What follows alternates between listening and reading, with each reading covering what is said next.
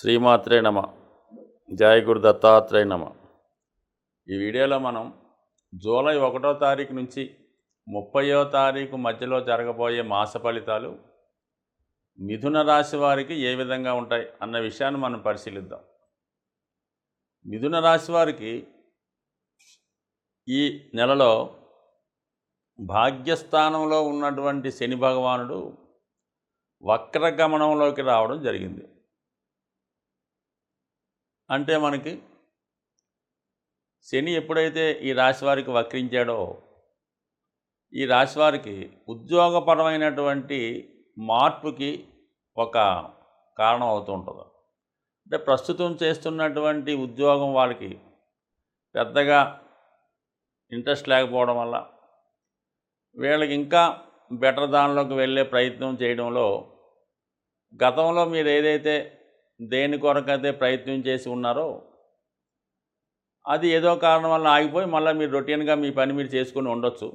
ఈ సమయంలో మీరు మళ్ళీ ఇంకొకసారి ప్రయత్నం చేసి ఉంటే అది కంపల్సరీగా మీకు గతంలో మీరు చేసినటువంటి ప్రయత్నం తిరిగి మీకు వచ్చే అవకాశం ఉంది. అలాగే ఏ రంగంలో ఉన్నవాళ్ళైనా ప్రభుత్వ రంగంలో ఉన్నవారికైనా సరే గతంలో మీరు ఏదైనా ఉద్యోగం పోగొట్టుకొని ఉన్నా, సస్పెండ్ అయి ఉన్నా, వేరే కారణాల వల్ల సెలవులో ఉన్నా తిరిగి ఈ సమయంలో మీరు పోగొట్టుకున్నటువంటి పదవి హోదా తిరిగి పొందే అవకాశం ఉంటుంది. అయితే దేనికైనా సరే ఖచ్చితంగా మాత్రం ప్రయత్నం చేయాలి. ఆ ఛానల్ ద్వారా వెళ్ళి మీరు ప్రయత్నం చేసుకుంటే కొద్దిగా ఆలస్యమైనప్పటికి కూడా మీరు ఏదైతే ఆశిస్తున్నారో ఆ ఉద్యోగపరమైనటువంటి లాభం మీకు కలిగే అవకాశం ఉంటుంది.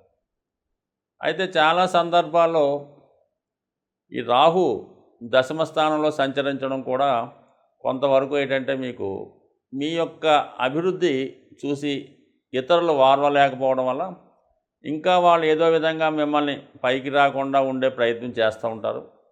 అయితే ఈ సమయంలో కొంతవరకు మీకు అటువంటి వాళ్ళ ప్రయత్నాలు కూడా ఫలించకుండా శని భగవానుడి యొక్క సంపూర్ణ అనుగ్రహంతో ఖచ్చితంగా మీ యొక్క ఉద్యోగపరమైనటువంటి అభివృద్ధి వచ్చే అవకాశం ఉంది. సో అయితే అష్టమ స్థానం మీద కూడా శని భగవానుడు తన ప్రభావాన్ని చూపుతూ ఉంటాడు వక్రగమనంలో ఉండడం వల్ల.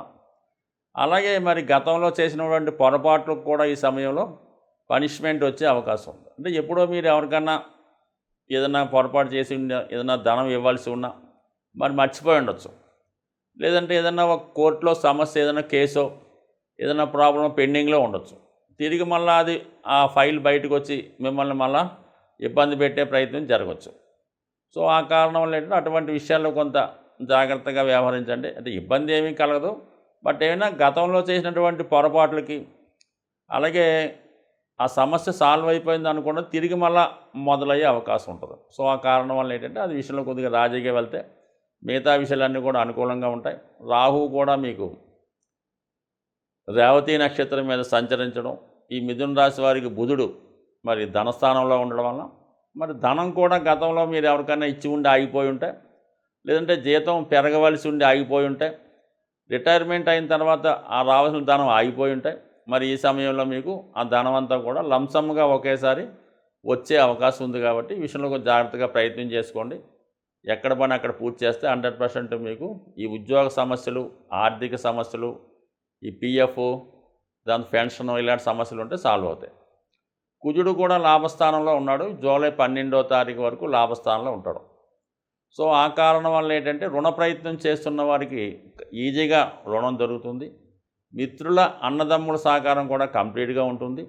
ఇది క్రీడా రంగంలో ఉన్న వాళ్ళకి, పోలీస్ డిపార్ట్మెంట్లో ఉన్న వాళ్ళకి, గవర్నమెంట్ సర్వీస్లో ఉన్న వాళ్ళకి కూడా ఒక విధంగా ప్రమోషన్ లాంటిది రావచ్చు. లేదంటే వాళ్ళ వేతనం పెరగవచ్చు. లేదంటే వాళ్ళు కోరుకున్నటువంటి సీట్లోకి వాళ్ళు మారవచ్చు. కుజుడు కూడా అనుకూలంగా ఉన్నాడు. ఇది కొద్దిగా యూనిఫారం ధరించి ఉద్యోగం చేస్తున్న వాళ్ళకి, రక్షక దళంలో ఉన్న వారికి, మీడియేటర్గా ఉంటూ ఈ భూమికి సంబంధించిన వ్యవహారాలు చేస్తున్న వాళ్ళకి ఇది లాభసాటిగా ఉండే అవకాశం ఉన్నది. సో మొత్తం మీద కుజుడు బలంగా ఉంటూ జూలై 12న ద్వాదశ స్థానం వ్యయ స్థానంలోకి రావడం, అక్కడ గురుగ్రహంతో కలిసి ఉండడం, సప్తమ దశమాధిపతి ఉన్నటువంటి గురువుతో కలిసి ఉండడం వల్ల మీరు ఏదైనా ఉద్యోగంలో ట్రాన్స్ఫర్కి కానీ ప్లేస్ మార్పు కొరకు కానీ ప్రయత్నం చేస్తుంటే అది ఇంకా స్పీడప్ అయి ఇంచుమించుగా తొందరలో స్థానచలనం కూడా కలిగే అవకాశం ఉంటుంది. అలాగే మరి ఏదైనా మీరు భూమి కానీ స్థిరాస్తి కానీ కొనుక్కునే ప్రయత్నం చేస్తూ ఉంటే అది 100% మరి మీకు జూలై 12 తర్వాత సక్సెస్ అయ్యే అవకాశం ఉంటుంది. అలాగే మీరు మీ స్నేహితుల కొరకు కానీ మీ బ్రదర్స్ కొరకు కానీ కొంత ఆర్థికపరమైన సహకారం అందించవలసి ఉంటుంది. చాలా సందర్భాల్లో రుణాలు తీర్చే ప్రయత్నం కూడా చేస్తూ ఉంటారు కాబట్టి మరి ధనం నిలవ ఉండడం కష్టమవుతుంటుంది. వచ్చిన ధనం వచ్చినట్టే ఖర్చు అవ్వడం జరుగుతుంటుంది. కాబట్టి కొద్దిగా ఆలోచించి నిర్ణయం తీసుకోవడం బెటరు.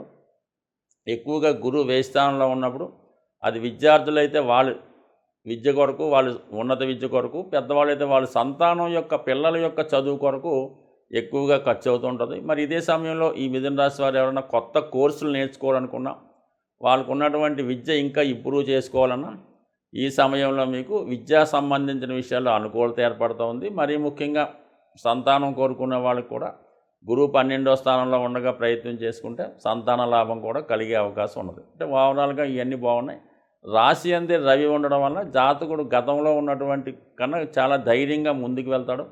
జాతకుని యొక్క ఆత్మవిశ్వాసం పెరుగుతూ ఉంటుంది. ధైర్యంగా ఏ పనైనా ముందు చేయగలుగుతూ ఉంటాడు. గవర్నమెంట్ సహకారం లభిస్తూ ఉంటుంది. ఒక విధమైన అధికార హోదా ప్రదర్శిస్తూ ఉంటాడు. శుక్రుడు కూడా రాశి యందు సంచరించడం వల్ల జాతకుడి యొక్క లైఫ్ స్టైలు, జీవన విధానం మారుతూ ఉంటుంది. ఖరీదైన వస్తువుల మీద ఆసక్తి పెరుగుతూ ఉంటుంది. ఇది ముఖ్యంగా స్త్రీలకి ఉద్యోగ అవకాశాలు లభిస్తాయి. వాళ్ళు ఆకర్షణీయంగా కనబడుతుంటారు.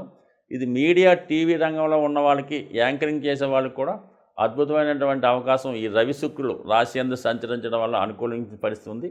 అలాగే వాక్స్థానంలో ఉన్నటువంటి బుధుడు మంచి వాక్చాతుర్యంతో ఎదట వాళ్ళని మభ్యపెట్టి వీళ్ళ యొక్క టాలెంట్ రుజువు చేసుకునే అవకాశం ఉంటుంది. కాబట్టి ఓవరాల్గా మరి ఈ మిథున రాశి వారికి చాలా చక్కని గ్రహస్థితి ఈ వారం ఏర్పడింది. కాబట్టి తొందరపడకుండా నిదానంగా వాళ్ళ నిర్ణయాలు తీసుకుంటే మంచి ఆదాయ వనరులు ఏర్పడతాయి. సమస్యల నుంచి బయటపడే అవకాశం కూడా ఉంది. జాతకాలను నమ్ముతూ గోచారాన్ని ఫాలో అవుతున్న వాళ్ళకి ఈ జూలై నెల ప్రారంభం నుంచే శనిగ్రహం వక్రించడం జరుగుతూ ఉంటుంది. మేజర్ గ్రహాలైనటువంటి శని, గురువు ఎక్కువగా సంవత్సరానికి వక్రించడం జరుగుతూ ఉంటుంది. అది ఒక 4 నెలల నుంచి 5 నెలలు అటు ఇటుగా జరుగుతూ ఉంటుంది. అయితే శని ప్రస్తుతం వక్ర గమనంలోకి మారడం జరిగింది 30వ తారీఖు జూన్ నుంచి. అయితే సాధారణంగా అనుకుంటుంటారు శని ప్రభావం కొన్ని రాశులకే ఉంటుంది, కొన్ని రాశులకి ఉండదు అని అనుకోవడానికి ఏమీ లేదు. అంటే 3, 6, 11లో ఉన్నప్పుడు కొంతమందికి అన్నీ బాగుంటాయి.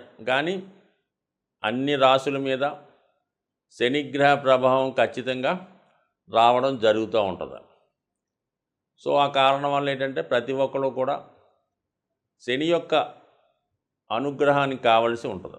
అప్పుడు ఏమవుతుందంటే మీకు ఆటోమేటిక్గా శని ఎప్పుడైతే మీకు ఫేవర్గా మారాడో అది కర్మ సంబంధించింది కాబట్టి ఉద్యోగ సంబంధించిన విషయాలు, ఆరోగ్యానికి సంబంధించిన ఏ సమస్త విషయాల్లో కూడా శని కారకత్వం వహిస్తుంటాడు. కాబట్టి ప్రతి ఒక్కరూ కూడా అంటే శని గతంలో కన్నా వక్రించున్నప్పుడు ఎక్కువ బలవంతుడై ఉంటాడు. అది మంచి కానీ చెడు కానీ చాలా విపరీతంగా ఇవ్వడం జరుగుతూ ఉంటుంది. సో దెబ్బ కొడితే కోలుకోలేని దెబ్బ కొడుతుంటాడు. ఐశ్వర్యాన్ని ఇస్తే లెక్క పెట్టలేనంత ఐశ్వర్యాన్ని ఇస్తూ ఉంటాడు. ఆ కారణం వల్ల ఏంటంటే అందరూ కూడా మరి శని యొక్క అనుగ్రహం కోసం ఈ రాబోయే 120 రోజులు కూడా ముఖ్యంగా ఒకటి క్రమశిక్షణతో మెలగడం, సూర్యోదయానికి ముందే మేలుకోవడం, మీకు తోచిన విధంగా వృద్ధులకి, బలహీనులకి సేవ చేయడం కానీ, వాళ్ళకి ఏదో సహకరించడం కానీ చేయడం వల్ల శని అనుకూలిస్తాడు. అంటే ఈ విధంగా శని అనుకూలించడం వల్ల ఏ రాశి, ఏ లగ్నం సంబంధం లేకుండా శని అనుగ్రహానికి పాత్రలైతే ఇప్పుడు గతంలో ఇచ్చిన దానికన్నా ఎక్కువ ఫలితాన్ని శని భగవానుడు ఇస్తాడు. కాబట్టి సాధ్యమైనంత వరకు మరి ఇప్పుడు రాబోయే కూడా మరి ఆషాఢ మాసం అవనివ్వండి, భాద్రపద మాసం, ఇవన్నీ కూడా మంచి రోజులు. కాబట్టి ఒక భక్తి మార్గంలో, మంచి మార్గంలో వెళ్ళడం వల్ల మీలో ఉన్నటువంటి దుష్కర్మల్ని, చెడుల్ని శని దాన్ని నిర్మూలించే కార్యక్రమంలో ఉంటాడు. వక్రించి ఉన్నాడు కదా, ప్రతి ఒక్కరిని కూడా చాలా వాళ్ళు బూజు దులిపి శుభ్రం చేసే ప్రయత్నం చేస్తూ ఉంటాడు. మరి దానికి మీరు సిద్ధంగా ఉంటే ఏ రాశి వారైనా తొందరలోనే సంస్కరించబడి మంచి మార్గంలో నడుస్తూ తొందరలోనే లైఫ్లో సెటిల్ అయ్యే ప్రయత్నం జరుగుతుంటుంది. కాబట్టి ప్రతి ఒక్కరు కూడా మరి నిజాయితీగా వ్యవహరిస్తూ మరి అందరికీ కూడా మంచిగా ఉంటూ సహాయం చేస్తే 100% ప్రతి ఒక్కరి జీవితాలు కూడా మారే అవకాశం ఉంటుంది. స్వస్తి.